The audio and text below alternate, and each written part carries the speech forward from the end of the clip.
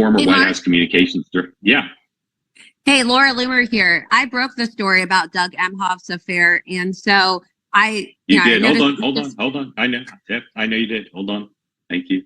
She's never been vetted at the level she's going to be vetted now. I haven't seen no speculation about where the Daily Mail story came from, but I think we all have to ask ourselves who had the motive and opportunity to plant that story and the timing.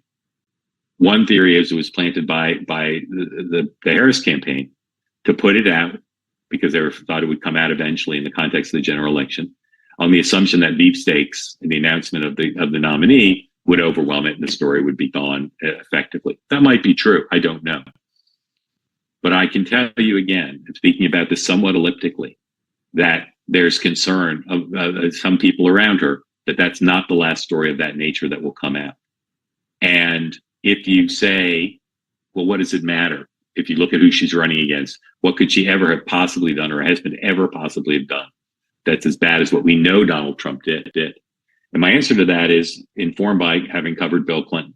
When I covered Bill Clinton in 1992, he did things, and things about his past were revealed that no candidate was thought to be able to survive. And he just said, I'm going to survive it. And he did the same thing in the White House. John Harris's book about Bill Clinton was called The Survivor for a reason. Donald Trump is the same way. You can say it's an absence of shame. You can say it's political sophistication and genius. You can say it's tenacity. Whatever you want to attribute it to in those two guys, they just don't play by the same rules. And the question, I think, the question in the minds of some Democrats is, how is she going to handle the pressure, the spotlight, the tension, the focus on her personal life if things of additional things are revealed? She's not Bill Clinton and Donald Trump. And again, one of the concerns that Democrats have had about her in the Biden-Harris White House has been her ability to handle things under pressure. Maybe she'll be great. But there's real concern about how that's going to be handled. And if you look at the people around her, including some of the Biden people and Obama people who've just been brought in, they're amongst the most skilled damage control people in the Democratic Party. That's not the first line on their resume, but it's a reality of who they are and what they have as a background.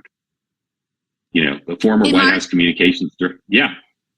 Hey, Laura Loomer here. I broke the story about Doug Emhoff's affair, and so You did. I Hold on. I know. Yep, I know you did. Hold on. Thank you. I think that this could end up being nothing in this race, and it could end up being everything. And we're all going to have to watch it, and we can talk about it more. Lastly, we've got some great pollsters on here, and I want to talk a little bit about the polling. I've said before, I don't really care much about the polling till after Labor Day. Things are too unsettled now.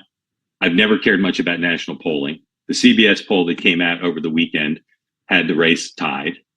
I think as people have forgotten that if a Democrat's tied in national polls, that probably means Trump will win.